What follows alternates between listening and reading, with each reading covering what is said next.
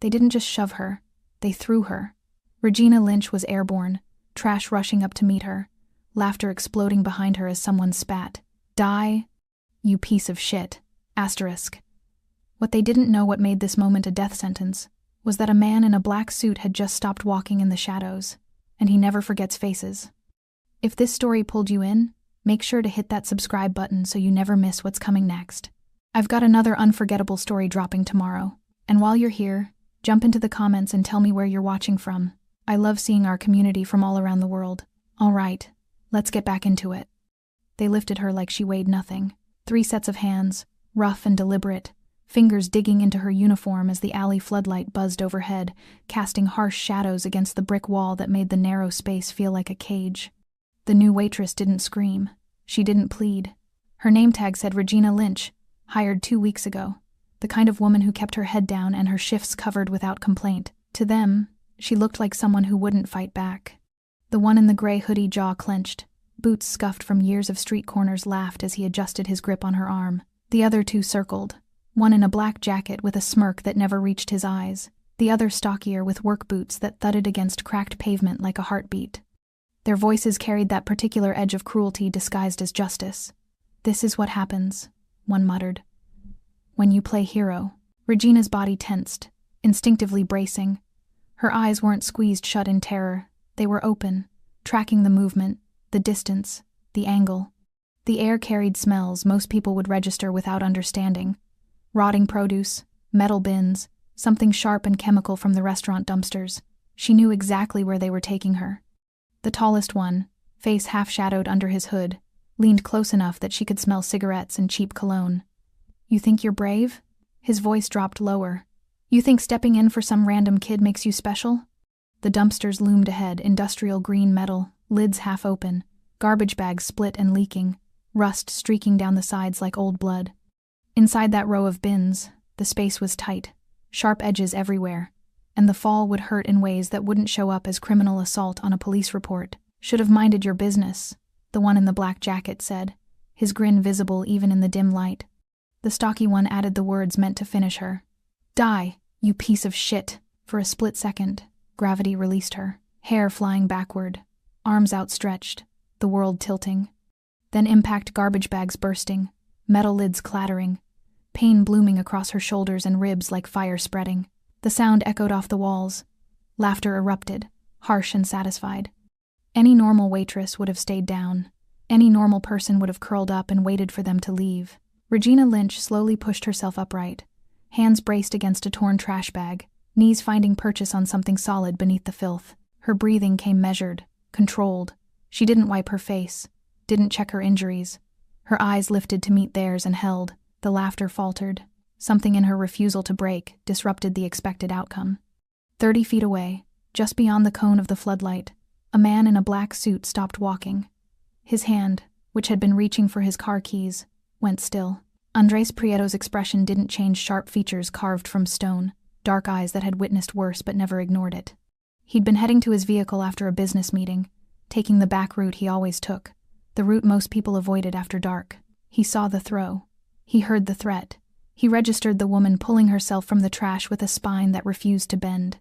Inside the alley, one of them moved forward again, emboldened by her silence. The one in the gray hoodie stepped closer, his boot scraping against concrete as he prepared to kick a dumpster lid for emphasis. "What? You gonna cry now? Gonna tell us you learned your lesson?" Regina spoke for the first time, her voice low, steady, stripped of everything except fact. "You followed me out here because you couldn't stand that I made you look weak in front of a kid." The words landed like stones in water. The stocky one's smirk flickered. The one in the black jacket shifted his weight, suddenly uncertain. The one in the gray hoodie clenched his jaw tighter, anger flashing across his face like lightning before a storm. "You've got a mouth on you," he said, stepping forward. "Let's see if—" Behind them, Andres Prieto began walking forward. His footsteps were deliberate, unhurried, the kind of approach that meant someone had already made a decision. The sound of expensive shoes on pavement cut through the tension like a blade. All 3 men turned. Andres stopped 10 feet away, hands loose at his sides, posture relaxed but somehow more threatening because of it. The floodlight caught the sharp lines of his suit, tailored, immaculate, completely out of place in an alley that smelled like rot and violence. His face remained neutral, but his eyes moved between the three men with the kind of assessment that made grown men remember every mistake they'd ever made. "Gentlemen," he said quietly. Not a greeting, an acknowledgement that he'd seen everything. The one in the gray hoodie recovered first, forcing false confidence into his voice. "This doesn't concern you, man. Just walk away." Andres tilted his head slightly. "That's interesting advice." His gaze shifted to Regina, still standing in the garbage, blood on her lip, uniform torn. "You all right?" Regina straightened further, ignoring the pain screaming through her ribs. "I'm fine." "You're not," Andres said simply. Then his attention returned to the three men. "But you will be." The temperature in the alley seemed to drop. The one in the black jacket laughed nervously. "Look, we were just teaching her a lesson about—" "About what?" Andres interrupted, his voice still quiet, still controlled. "About minding her business? About not interfering when three grown men corner a teenager?" He took one step forward. "Or were you teaching her that cowards only fight when the numbers are on their side?" The stocky one's hands curled into fists. "You need to back off before—" "Before what?" Andres asked. "Before you throw me in the trash too?" Silence. The one in the gray hoodie seemed to actually look at Andres for the first time, really look. Something in the man's bearing, in the ink that traced up his neck just above the collar, in the way he stood like violence was a language he spoke fluently, but chose not to translate. Recognition flickered across the bully's face, then fear. "We were just leaving," he said quickly. "No," Andres said. "You weren't." He glanced at Regina again. "She was leaving. You three are staying right here until we have a conversation about consequences." The word hung in the air like smoke. Regina pulled herself fully from the dumpster. Every movement deliberate despite the pain. She walked forward slowly, passing the three men who had thrown her, passing Andres, who watched her with something like curiosity, heading toward the mouth of the alley where the streetlight promised safety. She stopped just before reaching it, turning back one last time. "Thank you," she said to Andres. He nodded once. "Go clean up. This won't take long." As Regina disappeared into the night, the three men realized with sudden, crystalline clarity that they had made a mistake. Not in throwing a waitress into garbage. In doing it where Andres Prieto could see. It had started 20 minutes earlier, when Regina was supposed to be finishing her shift in peace. The diner was nearly empty. Just her, the cook cleaning the grill and back, and two regulars nursing coffee at the counter who'd been there so long they'd become part of the furniture. Regina moved through her closing routine on autopilot, wiping down tables, refilling salt shakers, counting tips that barely covered bus fare home. Her feet ached. Her back ached. Everything ached in that specific way that comes from standing for 8 hours straight, smiling at people who didn't see you, pretending their rudeness didn't land. She'd been counting down the minutes until she could step outside, breathe air that didn't smell like fryer grease, and walk the 6 blocks to her apartment where nobody expected anything from her. Then she heard it. Laughter. The wrong kind. The kind that had edges. Regina paused, dish rag in hand, listening. The sound came from outside, somewhere near the front of the building. Male voices. Multiple. And underneath them, a higher pitch. Younger. Scared. She told herself it wasn't her problem. She'd learned that lesson years ago. The world didn't reward people who stepped into other people's fights. It punished them. It made them targets, but her feet were already moving toward the door. The cook called out something about taking the trash when she went, but Regina was already pushing through the entrance, the bell above the door chiming cheerfully like nothing was wrong. The street was dark except for the flickering streetlight 20 yards away. The diner's neon sign cast everything in shades of red and shadow. And there, just beyond the pool of light, 3 men had someone cornered. A boy. Couldn't have been more than 16. Tall but skinny in the way teenagers get when they grow too fast. All angles and awkward limbs. He wore a jacket 2 sizes too big, hood pulled up, hands shoved deep in pockets. His eyes darted left, right, searching for an escape route that didn't exist. The 3 men had him boxed in. One leaned against a parked car, arms crossed, smirking. Another stood directly in the boy's path, close enough to be threatening without actually touching. The third circled slowly, like a shark testing the water. "Come on," one of them said, voice dripping with false friendliness. "We just want to talk." "About what you saw," another added. The boy's voice came out thin, shaking. "I didn't see anything. I swear, You just what?" The one in the gray hoodie stepped closer. "Just happened to be standing right there when the cops showed up? Just happened to be looking the other direction?" "I wasn't looking at anything. I was just walking home from..." From where? The stocky one cut him off. You don't live around here. Regina's hand tightened on the doorframe. Every instinct screamed at her to go back inside, lock the door, let someone else handle it. This wasn't a mugging. This was something else, something planned. The boy's eyes caught hers across the distance. For just a second, a silent plea, she stepped forward. Hey! The word came out before she'd fully decided to say it, before she'd calculated the cost, before fear could stop her. All three men turned. The boy's head snapped up, hope and terror mixing on his face. Regina walked closer, keeping her steps measured, unthreatening. He bothering you guys? The one in the black jacket laughed, but it had a sharp edge. What? The kid, Regina said, gesturing. Is he bothering you? Because if not, maybe you could let him get home. The one in the gray hoodie, the leader, Regina realized studied her with eyes that had gone flat and calculating. This doesn't concern you. Probably not, Regina agreed. Her voice stayed level, almost conversational. But he's a kid. And there's 3 of you. Doesn't really seem fair. Fair? The stocky one barked a laugh. You hear that? She's worried about fair. The boy was already moving, sensing the shift. He slipped sideways, putting distance between himself and the men, edging toward Regina like she was a shield. Back off, Regina said quietly. Not a shout, not aggressive, just a boundary drawn in the dirt. He's leaving now. The one in the gray hoodie's expression changed. The calculation hardened into something colder. You his mother? No. His sister? Girlfriend? You know this little shit? No, Regina said again. But you're done. For a moment, nobody moved. The boy took his chance. He bolted, sneakers slapping pavement, hood flying back, arms pumping as he ran down the street, and disappeared around the corner without looking back. The silence that followed felt heavy, dangerous. The one in the black jacket took a step toward Regina. You just made a real stupid mistake. Regina's heart hammered, but she kept her face neutral. He's gone. Whatever issue you had with him, it's over. No, the one in the gray hoodie said slowly. Now our issue is with you. The stocky one cracked his knuckles deliberately. Sticking your nose where it doesn't belong. Regina felt the cold math settling in her stomach. 3 against 1. No witnesses. The street empty except for them. The cook inside the diner wouldn't hear anything unless she screamed, and screaming would just make them angrier. I'm going back inside now, she said. Sure you are. The one in the gray hoodie smiled. It didn't reach his eyes. After we have a little conversation. They didn't move to stop her as she turned. That should have been a relief. Instead, it made her skin crawl. She walked back into the diner, locked the door behind her, exhaled the breath she'd been holding. The cook looked up from the grill, eyebrows raised in question. Everything okay? Yeah, Regina lied.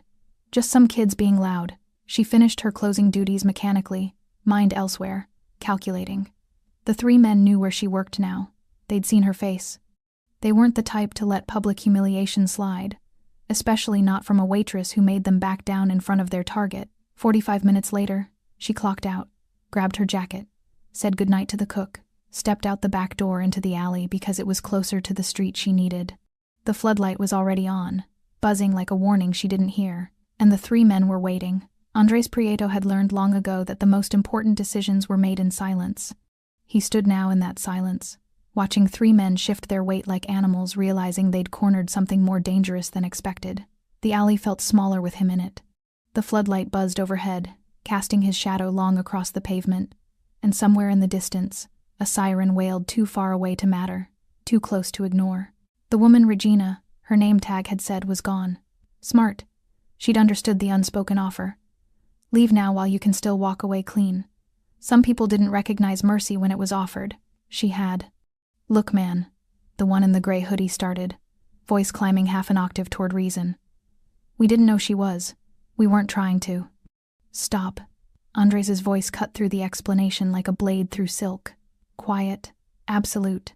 Don't insult both of us by pretending you're sorry. The 3 men exchanged glances. The stocky one's hands were still curled into fists. The one in the black jacket had taken a step backward without seeming to realize it. The one in the gray hoodie, the leader, was doing calculations behind his eyes. Fight or flight, pride or survival. Andres had seen this dance 1,000 times. He already knew how it would end. We should go, the one in the black jacket said, voice tight. Yes, Andres agreed. You should, but not yet. He'd come to this part of the city for a meeting. Routine business, the kind that required his physical presence, his signature, his eyes confirming what contracts couldn't guarantee. The restaurant had been 2 blocks over, expensive and discreet, the kind of place where conversations happened in undertones and everyone understood that some things were never said aloud. The meeting had gone well. Papers signed, agreements reached, hands shaken with the appropriate pressure that communicated respect without submission.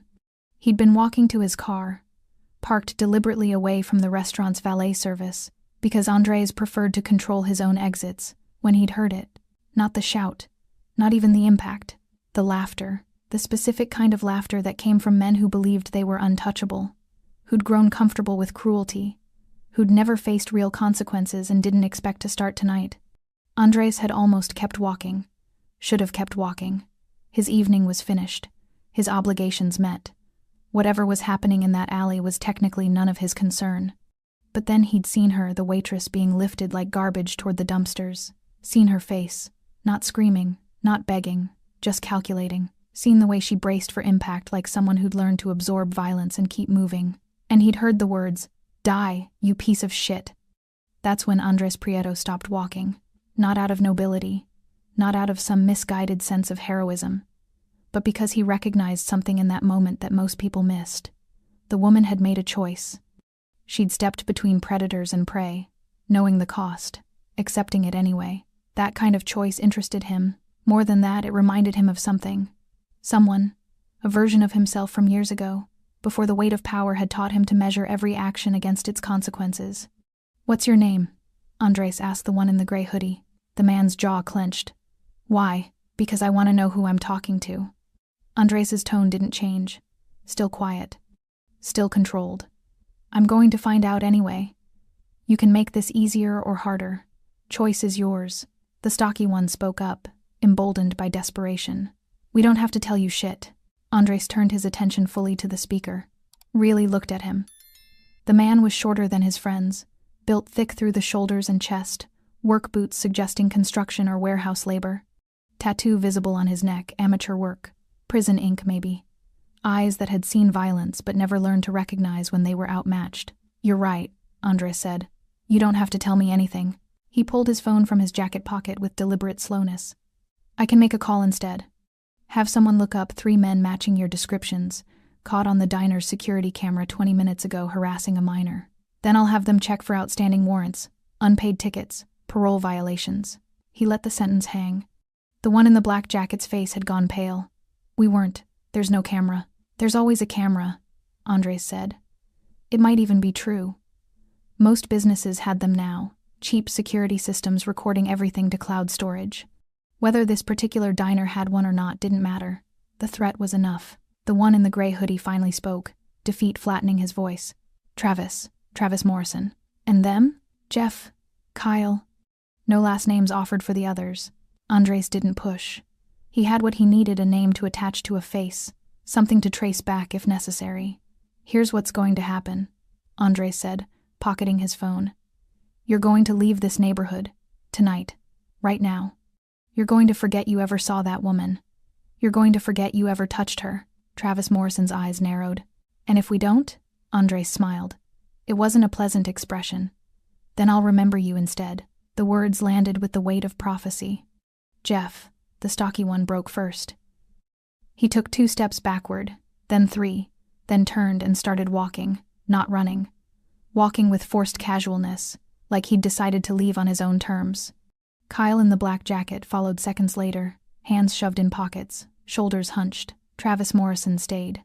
Pride or stupidity or some mixture of both keeping him rooted to the pavement. "This isn't over," he said. Andres studied him with something approaching pity. "Yes," he said quietly.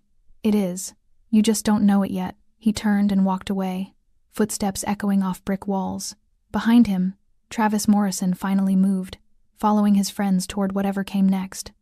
Andres reached his car, a black sedan, expensive but understated, and paused with his hand on the door. His reflection stared back from the tinted window.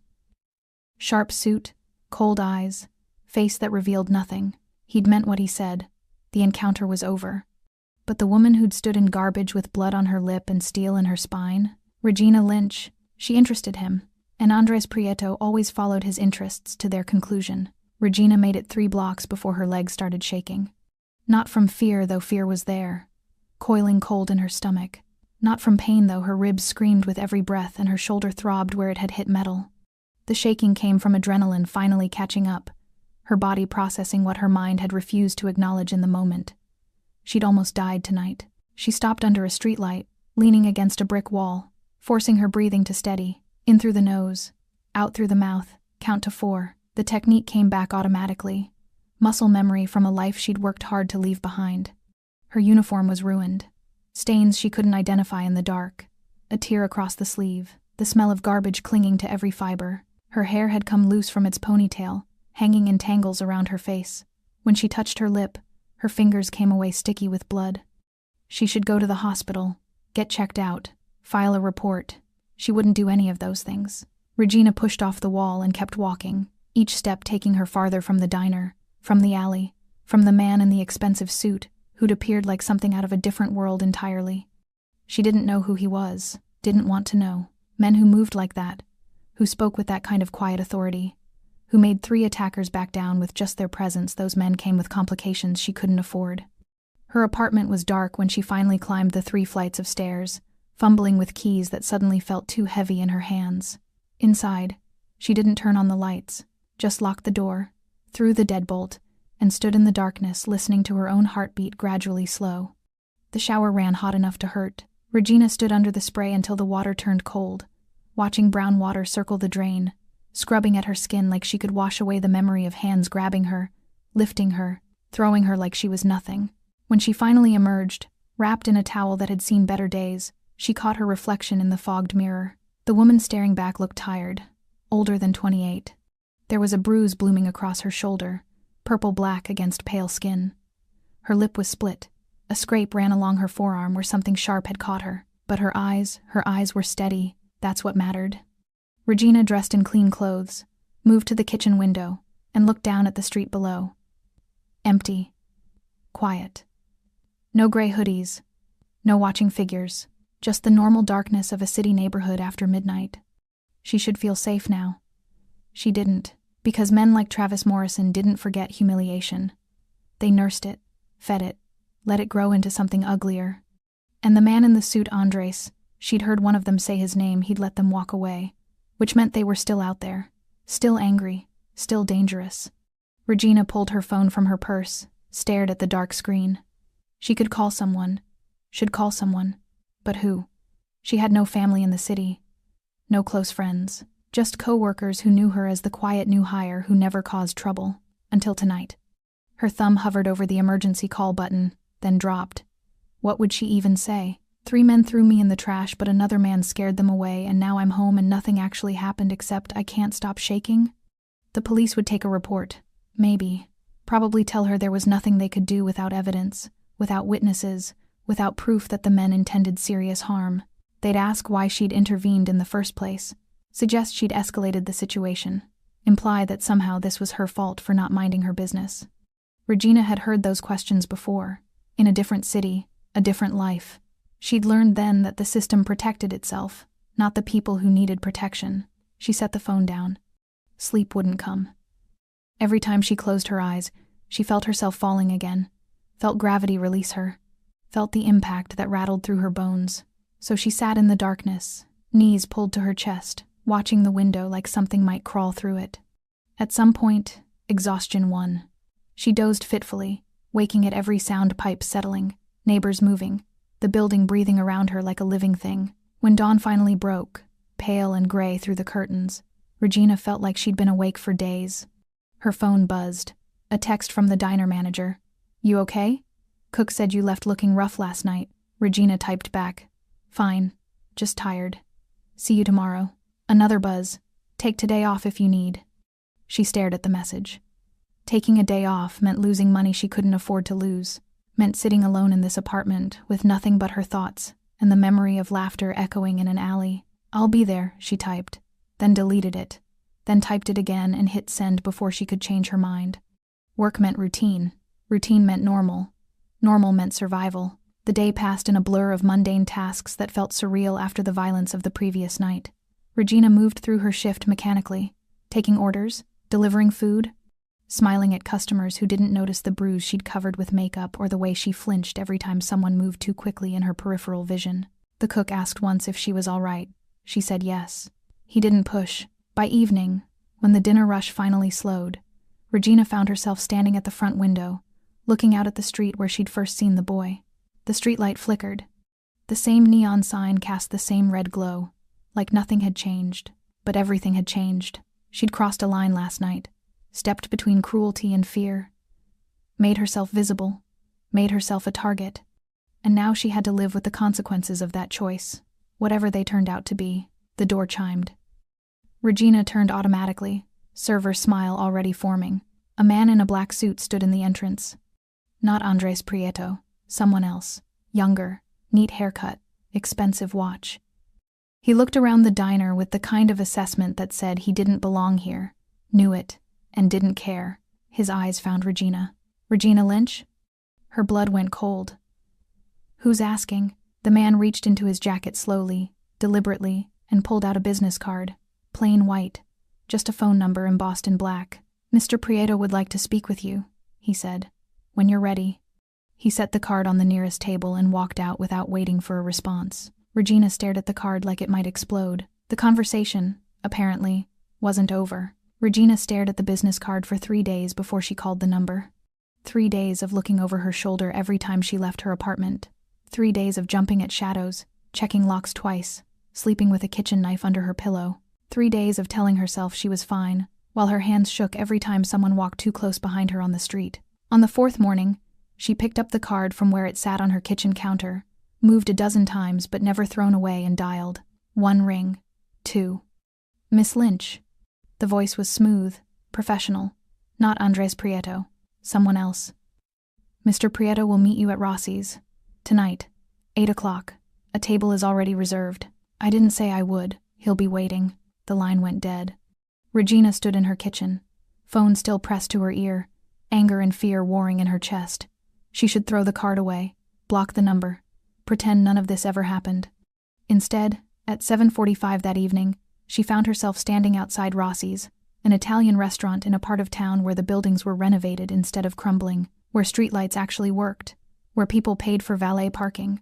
She didn't belong here. Her best clothes, black pants, and a simple blouse felt shabby compared to the elegant figures moving past her through the entrance.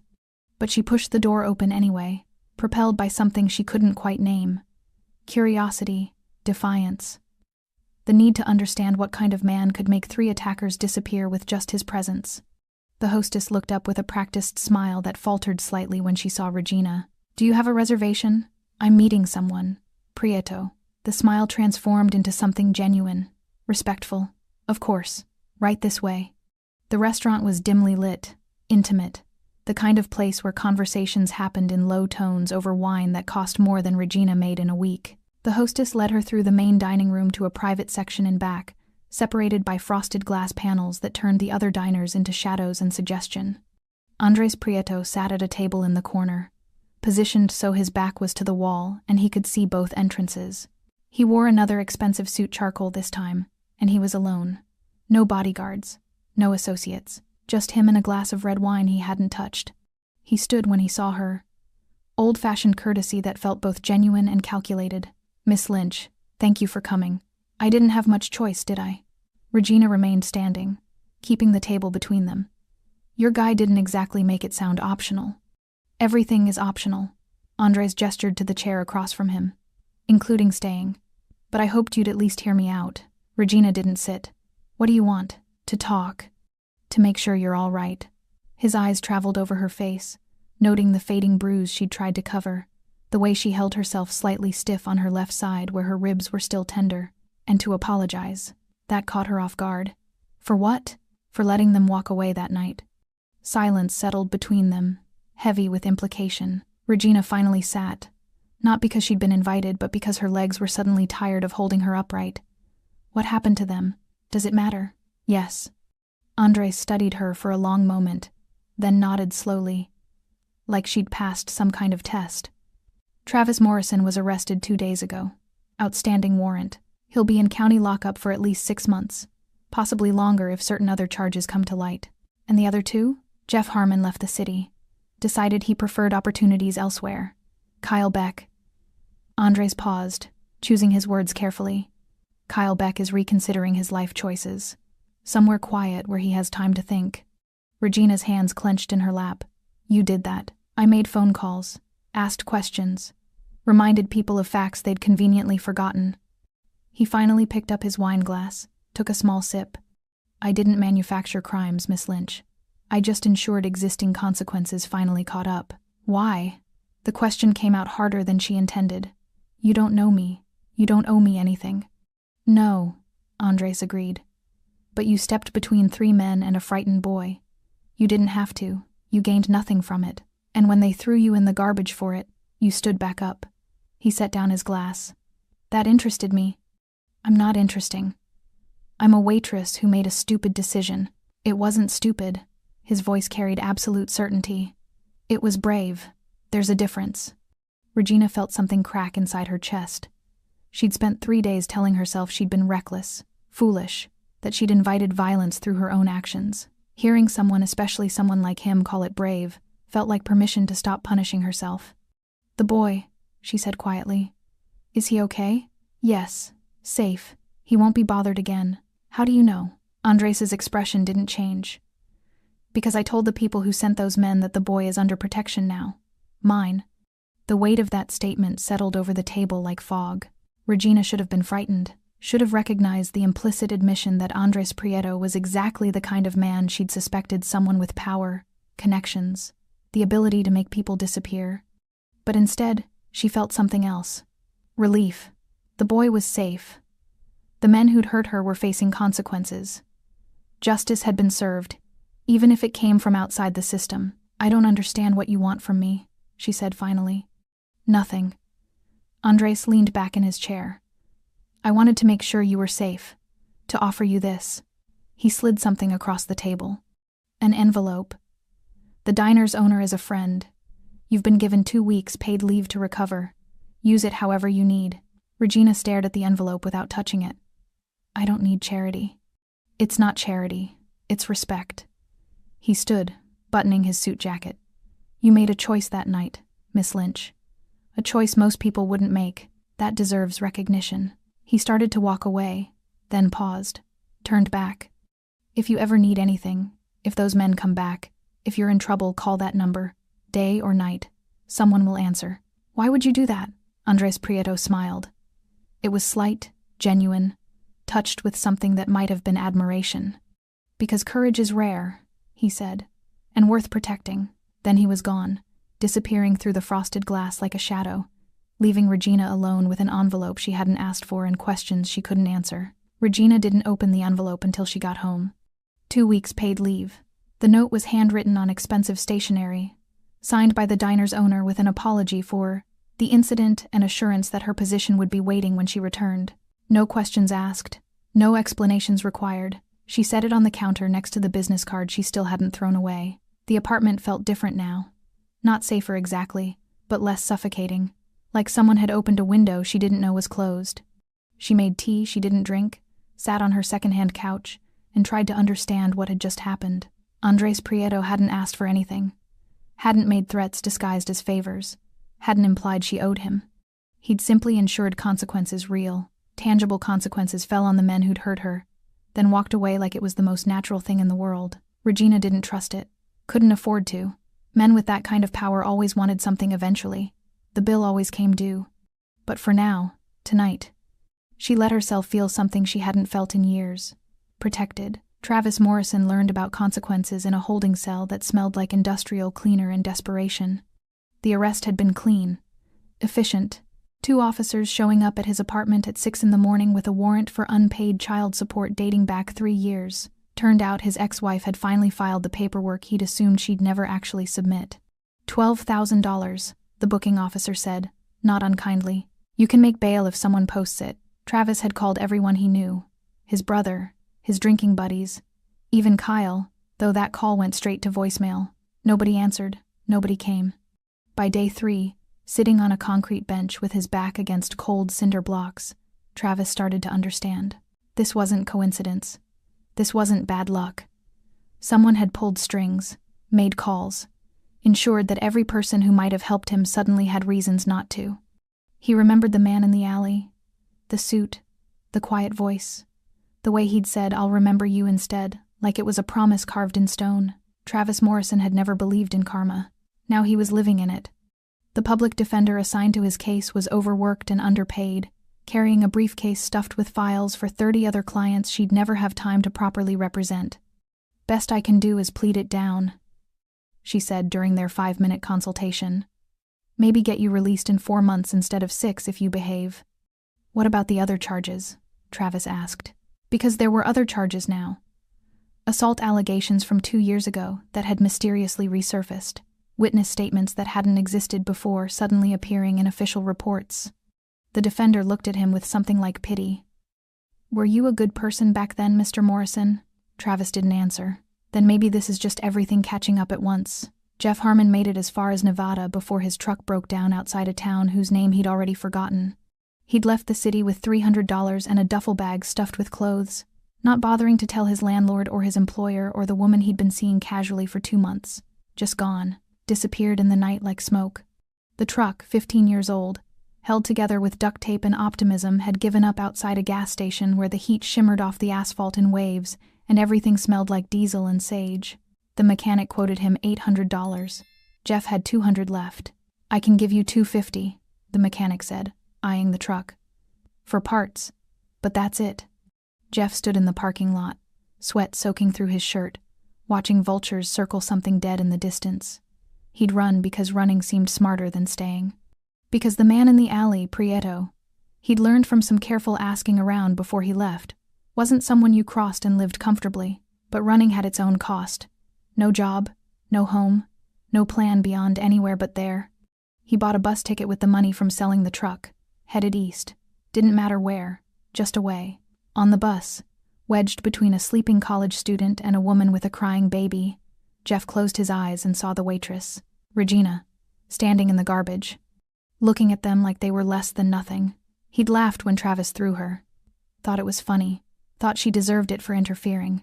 Now, broke and homeless and running toward nothing, Jeff wondered if maybe she'd been braver than all 3 of them combined. Kyle Beck lasted exactly 1 week before someone knocked on his apartment door at 2 a.m. He answered it half asleep, expecting a neighbor complaining about noise or maybe his girlfriend coming back after their latest fight. Instead, 2 men in suits stood in the hallway. Not police. Something else. "Mr. Beck, we need you to come with us." Kyle's blood went ice cold. "Who are you?" "Friends of someone you disrespected." They didn't touch him, didn't threaten, just stood there with the kind of patient stillness that said refusal wasn't an option being offered. Kyle grabbed his jacket. They drove him in silence to a warehouse district he didn't recognize, pulled into a loading bay where the only light came from a single bulb hanging from a chain. Andres Prieto was waiting. He sat on a metal folding chair like it was a throne, wearing another immaculate suit, looking at Kyle the way someone might examine an insect under glass. "Sit," Andres said, gesturing to a chair placed 10 feet away. Kyle sat. His hands were shaking. "Do you know why you're here?" Kyle's mouth was too dry to answer. "Because I want you to understand something." Andres leaned forward slightly. "The woman you threw in the garbage, Regina Lynch, she made a choice that night. She chose to protect someone weaker. You made a different choice. You chose cruelty. We were just, don't." The word cracked like a whip. "Don't minimize it. Don't excuse it. You told her to die. You laughed while she pulled herself from filth. You celebrated her pain." Kyle felt tears burning behind his eyes. "I'm sorry. I swear to God, I'm..." "Sorry isn't enough." Andre stood. "But it's a start. You're going to disappear for a while, Mr. Beck. Somewhere quiet. Somewhere you can think about the man you've become and decide if that's who you want to be. Where?" "That's not your concern." Andres nodded to the men who'd brought Kyle. "They'll explain the arrangement. You'll work. You'll earn your keep. And maybe, if you learn something, you'll come back different." Kyle was crying now. "Please, courage," Andres said, "is choosing to do the right thing when it costs you something. You 3 chose cowardice. Now you pay the price." Regina woke on the 5th morning of her unexpected leave and realized she'd slept through the night without nightmares. The realization came slowly, like surfacing from deep water. No dreams of falling. No phantom sensations of hands grabbing her. No jerking awake at 3 a.m. with her heart hammering and her sheets soaked in sweat. Just sleep, deep and dreamless and whole. She lay in bed watching early light filter through the curtains, listening to the city wake up around her cars starting, someone's alarm blaring through thin walls, the couple upstairs arguing in Spanish about something that sounded important but probably wasn't. Normal sounds. Normal morning. Like the world had decided she was allowed to be ordinary again. Her phone buzzed on the nightstand. A text from an unknown number. The coffee shop on 5th and Maple. 10 a.m. If you're interested. No signature. No explanation. Regina stared at the message, recognizing the presumption in it. Whoever sent it assumed she'd know who it was from. Assumed she'd come. Assumed they had the right to summon her like this. She should delete it. Block the number. Use these 2 weeks to find a new job in a different neighborhood where nobody knew about the alley, or the men, or the dangerous stranger in the expensive suit. At 9:45, she was getting dressed. At 9:55, she was walking into a coffee shop she'd never been to before, scanning the tables for a face she'd only seen twice but somehow couldn't forget. Andres Prieto sat near the back, away from the windows, positioned so he could see everyone who entered. He wore casual clothes today, dark jeans, a black sweater, leather jacket draped over the chair beside him. Without the suit, he looked younger, more human. Though his eyes carried the same weight they'd had in the alley, he stood when he saw her, always with the old-fashioned courtesy that felt both genuine and like armor. You came. I shouldn't have. Regina remained standing, hands in her jacket pockets. I should have blocked that number. But you didn't. He gestured to the chair across from him. Coffee? They make a decent cappuccino here. Regina sat because standing felt like admitting she was afraid. Why am I here? Andres settled back into his chair, studying her with that same careful assessment she remembered from the restaurant. Because I have a proposition, and because I think you deserve to hear it. I don't want your money. Good. Because I'm not offering any. He paused as a barista brought over 2 coffees he'd already ordered for her. She realized, which should have annoyed her but somehow didn't. I'm offering a job. Regina wrapped her hands around the cup, letting the warmth seep into her palms. I have a job. You have a job that pays barely above minimum wage, where you stand for 8 hours serving people who don't see you, going home to an apartment with locks that wouldn't stop a determined teenager. His voice was matter-of-fact, not cruel, just stating realities she'd tried not to think about. I'm offering something different. I'm not interested in whatever business you... It's legitimate, Andres interrupted quietly. Security consulting. I own several properties, restaurants, office buildings, residential complexes. They need someone to assess vulnerabilities, recommend improvements, coordinate with contractors. Someone observant. Someone who understands how predators think. Regina's throat felt tight. You don't know anything about me. I know you recognized danger before it touched you. I know you calculated exits and distances while being thrown into garbage. I know you pulled yourself up when most people would have stayed down. He took a sip of his coffee. And I know you're trained. Military or law enforcement. The way you moved, the way you scanned the alley, that's not instinct. That's education. She should have lied, should have deflected. Instead, the truth came out quiet and heavy. Military police. 6 years. Honorable discharge. Andres nodded like she'd confirmed something he'd already suspected. And now you're serving coffee because nobody hires women with gaps in their employment history and no recent references. I don't talk about why I left. You don't have to. He set down his cup. I'm not asking for your trauma, Miss Lynch. I'm asking if you want to use your skills for something that pays $40 an hour instead of $12. The number hit her like a physical blow. $40 an hour. That was rent paid without panic. That was groceries without calculating every item. That was breathing room she hadn't had in 3 years. Why me? Regina asked. You could hire anyone. Someone with current credentials. Someone without. She gestured vaguely at herself. Baggage. Because baggage means you understand what it costs to make hard choices. And because when you saw that boy being cornered, you didn't calculate the cost first. You just moved. Andres leaned forward slightly. That's rare, Miss Lynch. Rarer than credentials. Regina looked down at her coffee, watching steam curl upward like ghosts. This was too easy, too convenient. Men like Andres Prieto didn't offer salvation without strings attached. What do you really want? She asked. Honestly? He considered the question with visible sincerity. I want someone around me who chooses to do the right thing, even when it's stupid. Someone who won't ignore violence because it's not their problem. Someone who, he paused, choosing words carefully, reminds me why certain things matter. That's not a reason to hire someone. It's the only reason that matters. Andres pulled a folder from the messenger bag beside his chair and slid it across the table. Job description, starting salary, benefits, no contract. You can quit any time, no questions asked. Read it. Think about it. Call that number if you're interested. Regina opened the folder. Everything was there, printed on official letterhead, detailed and specific, exactly as legitimate as he'd claimed. Security consulting for Prieto Property Management, $40 an hour, health insurance, 2 weeks paid vacation. It looked real. It looked safe, which meant it probably wasn't. I need time, she said. Take all you need. Andres stood, pulling on his leather jacket. But Miss Lynch? Whatever happened before that made you leave the military, made you hide in a diner, made you think you didn't deserve better. You were wrong. You deserve at least the chance to decide who you want to be next. He left before she could respond, disappearing into the morning crowd on the sidewalk. Regina sat alone with the folder and her coffee, and the uncomfortable feeling that someone had just seen her more clearly than she'd seen herself in years. Her phone buzzed.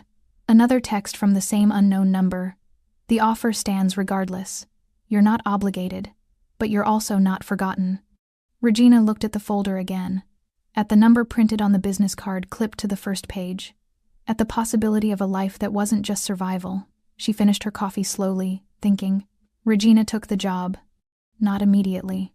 She made herself wait the full 2 weeks, using the time to research Prieto Property Management, to verify the business was real, to drive past the address listed on the letterhead and confirm it wasn't some front operation run out of a warehouse. Everything checked out. The business was legitimate, 15 years established, owned properties across 3 states, employed 42 people with benefits and retirement plans. Reviews online were professional, unremarkable in the way real businesses were unremarkable, which made it more terrifying somehow. Because if Andres Prieto was legitimate, then accepting his offer meant stepping into a life she'd told herself she didn't deserve anymore. On the morning her leave ended, Regina called the number. The same smooth voice from before answered. Miss Lynch, we've been expecting you. I'll take the job, she said before she could change her mind. When do I start? Monday, 9 a.m. The address is in the folder. That gave her 3 days to second-guess everything. She spent them cleaning her apartment, organizing the closet she'd been ignoring for months, throwing away clothes that didn't fit and memories she'd been carrying like stones in her pockets. Physical purging, making space for whatever came next. Saturday afternoon, her phone rang. Unknown number, different from before. She almost didn't answer. Hello? Regina Lynch? A woman's voice. Young. Nervous. I'm sorry to bother you. I got your number from... Someone said you might. I don't know how to... Slow down, Regina said, sitting on her couch. Who is this? My name is Jennifer Morrison. I'm Travis Morrison's sister. A pause. The man who... From the alley. Regina's blood went cold. How did you get this number? A man gave it to me. He said. You might understand. That you might listen. The woman's voice cracked. My brother's in jail, and I know what he did was wrong. I'm not defending him. But he's got a daughter and she keeps asking when Daddy's coming home and I don't know what to tell her. Regina closed her eyes. Why are you calling me? Because the man who gave me your number said you're the only person who might have mercy, that you'd know what it costs to lose everything. Jennifer Morrison was crying now. Please, I'm not asking you to forgive him. His daughter is 7 years old. She didn't do anything wrong. The apartment felt too small suddenly, too quiet. What do you want from me? Regina asked. I don't know. A chance? Someone to tell that man, Mr. Prieto, that Travis has people who need him? That maybe 6 months could be 3 months? I know it's not fair to ask, but I have nowhere else to go. Regina should have hung up. Should have said this wasn't her problem, wasn't her responsibility, that Travis Morrison had made his choices and earned his consequences. Instead, she heard herself say, I'll think about it. Thank you. God, thank you. I said I'll think about it. That's all I'm promising. She ended the call and sat in silence, staring at nothing. A 7-year-old girl who missed her father. A sister desperate enough to call a stranger. Consequences that rippled outward like stones thrown in water, touching people who'd done nothing wrong except love someone who had. Regina had wanted justice. She'd gotten it. 3 men punished for their cruelty, their violence, their assumption that some people didn't matter. But justice had collateral damage. It always did. Monday morning came cold and gray. Regina dressed carefully, not the diner uniform she'd worn for months, but clothes that said professional without trying too hard.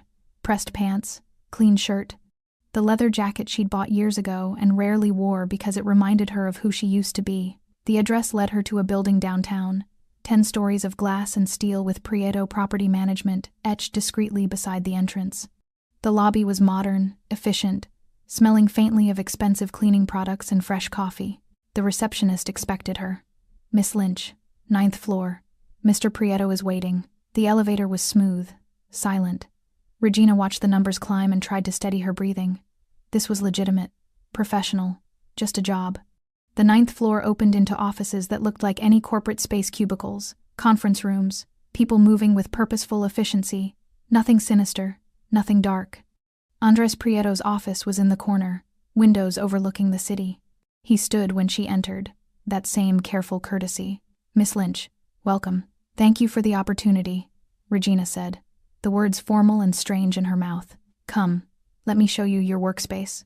He led her down the hall to a smaller office, with a desk, computer, filing cabinets, everything she needed, nothing excessive. "You'll spend the first week reviewing our properties, learning our systems. After that, you'll start site assessments. Questions?" Regina had 1,000 questions. She asked the one that mattered. "The men from the alley. Did you arrange for Travis Morrison's sister to call me?" Andres's expression didn't change. "I gave her a number. What she did with it was her choice." "Why?" "Because consequences matter, but so does understanding who they affect." He moved to the window, looking out at the city. "Travis Morrison is paying for what he did, but his daughter doesn't deserve to lose a father for 6 months if 3 would teach the same lesson." "So you're asking me to what? Forgive him?" "I'm asking if you think punishment serves justice or just revenge." Andres turned to face her. "He's not asking for forgiveness. He's asking for mercy. There's a difference." Regina felt the weight of the decision settling on her shoulders like snow. Heavy, cold, real. "I need to think about it." "Of course." Andres headed toward the door, paused. "Miss Lynch? Whatever you decide, there's no wrong answer. Mercy isn't weakness, but neither is holding people accountable for their actions." He left her alone in her new office, surrounded by the trappings of legitimacy and the impossible weight of other people's lives. Regina sat at her desk, opened her computer, and tried to focus on work. But Jennifer Morrison's voice echoed in her head. "She keeps asking when Daddy's coming home." And underneath it, quieter but just as insistent, the memory of being 7 years old herself, waiting for someone who never came back. Justice and mercy weren't opposites, Regina realized. They were choices that lived in the same space, demanding you decide which mattered more. Regina lasted 4 days before she made the call. 4 days of learning property management systems, reviewing security assessments, pretending she could concentrate while Jennifer Morrison's words circled in her head like birds that wouldn't land. Thursday evening, she stayed late at the office after everyone else had gone home. The building was quiet, just the hum of computers and distant traffic below. She pulled out her phone, stared at Andres's number, and called before doubt could stop her. He answered on the second ring. "Miss Lynch, I want to talk about Travis Morrison. Are you still at the office?" "Yes. I'll be there in 20 minutes. He arrived in 15, still wearing his suit from whatever meeting he'd been in, carrying 2 containers of Thai food like he'd known she'd forget to eat. "You think of everything," Regina said, accepting the container. "I think of what matters." Andres sat across from her, opening his own food. "Tell me what you decided." Regina set down her fork, appetite suddenly gone. "His daughter shouldn't suffer for what he did. That's not justice. That's just creating more victims." "Agreed. But I can't just erase consequences. He hurt me. He tried to destroy me for doing the right thing. If I show mercy now, what message does that send? That you're stronger than he is?" Andres ate calmly, like they were discussing weather instead of someone's fate. "That you can afford to be merciful because you're not afraid of him anymore." "How do you know I'm not afraid?" "Because you're here. Because you took this job. Because you're sitting in this office asking about mercy instead of demanding revenge." He met her eyes. "Fear makes small decisions. Strength makes hard ones."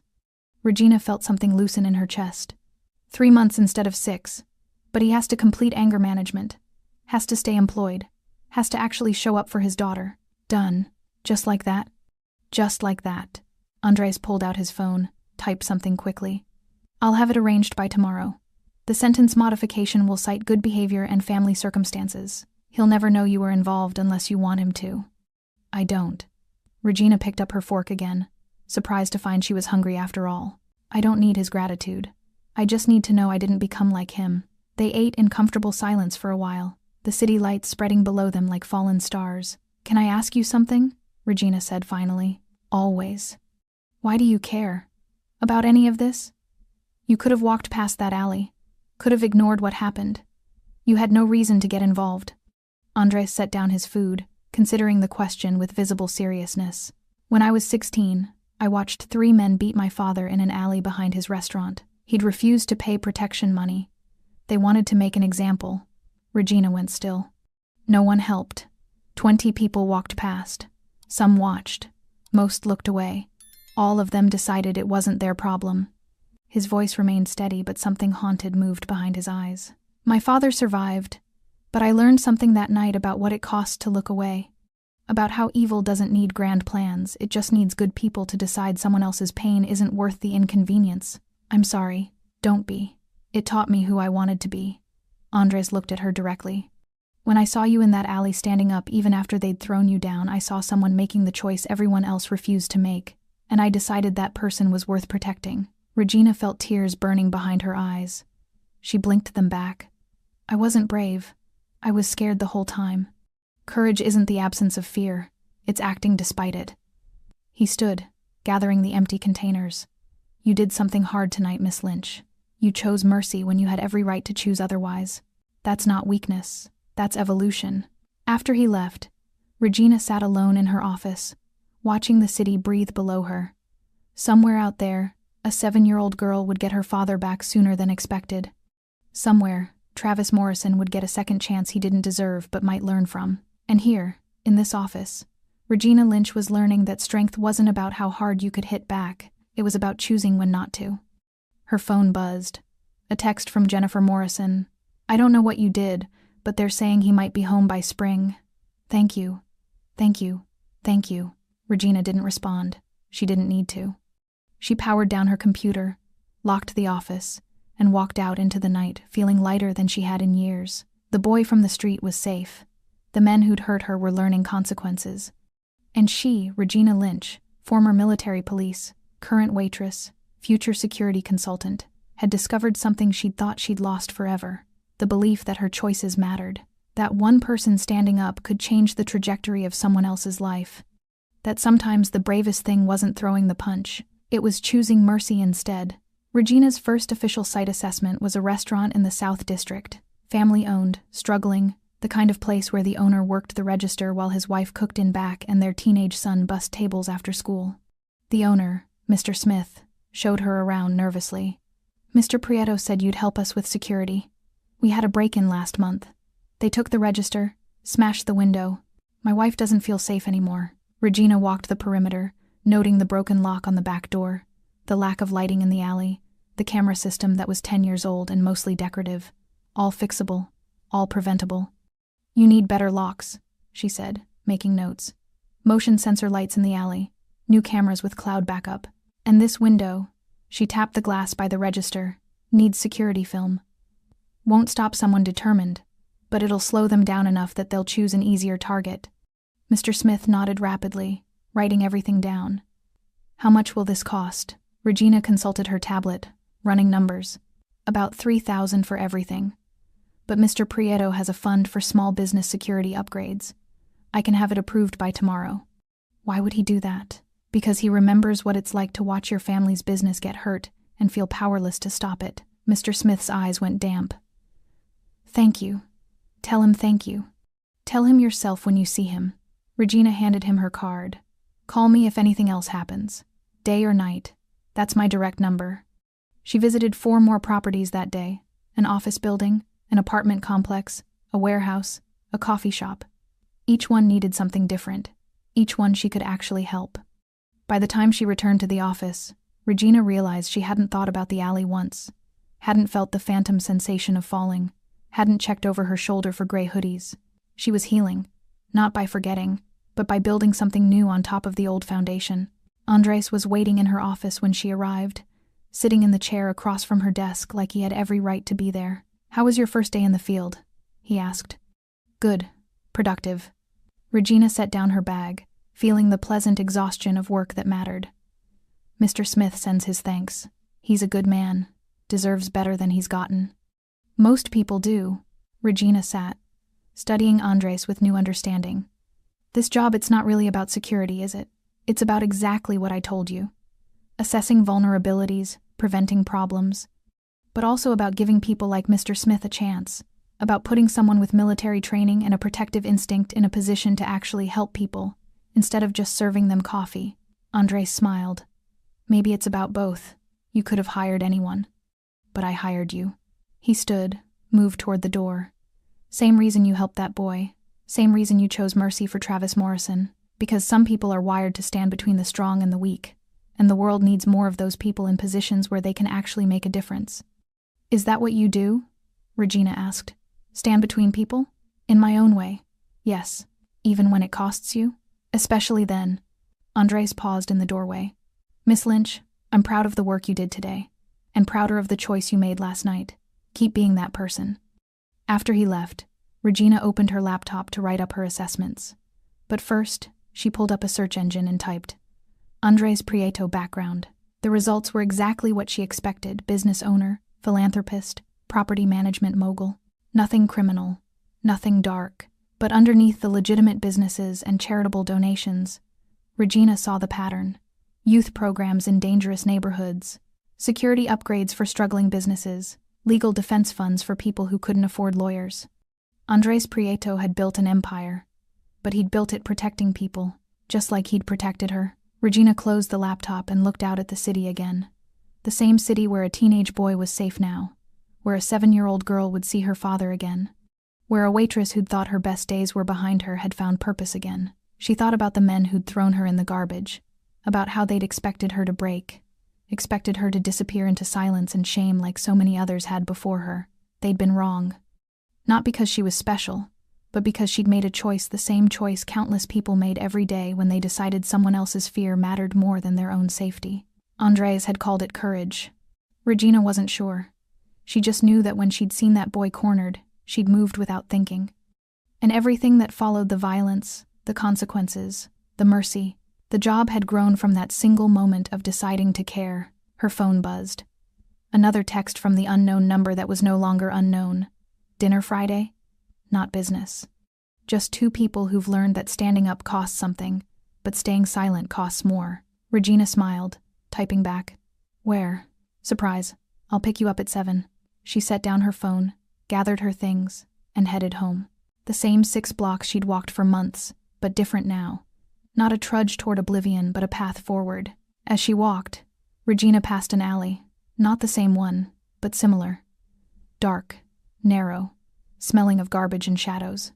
She didn't flinch, didn't look away, just kept walking. Because some acts didn't require witnesses to matter. Some choices changed you from the inside out. And sometimes the strongest thing you could do wasn't learning how to fight. It was learning when to fight, when to show mercy, and when to walk forward into the person you'd been trying to become all along. Regina Lynch had died in that alley. The woman who'd climbed out of the garbage was someone new, someone stronger, someone who'd discovered that courage wasn't given, it was chosen. Every single day. In moments big and small. And she'd keep choosing it. Tomorrow. Next week. For however long it took to build a life that honored the boy she'd saved and the woman she'd become. One choice at a time. One person protected at a time. One act of courage that didn't ask for permission or applause, just quietly insisted that some things mattered more than safety. That some people were worth the cost. That standing between fear and violence wasn't heroism. It was simply being human in a world that too often forgot what that meant. Thanks for staying with this story right till the final moment. You're the reason these stories come alive. If you're ready for another powerful journey, just tap the next video on your screen. And before you go, leave a quick comment and rate this story from 1 to 10. I'm excited to see your thoughts and connect with you down there.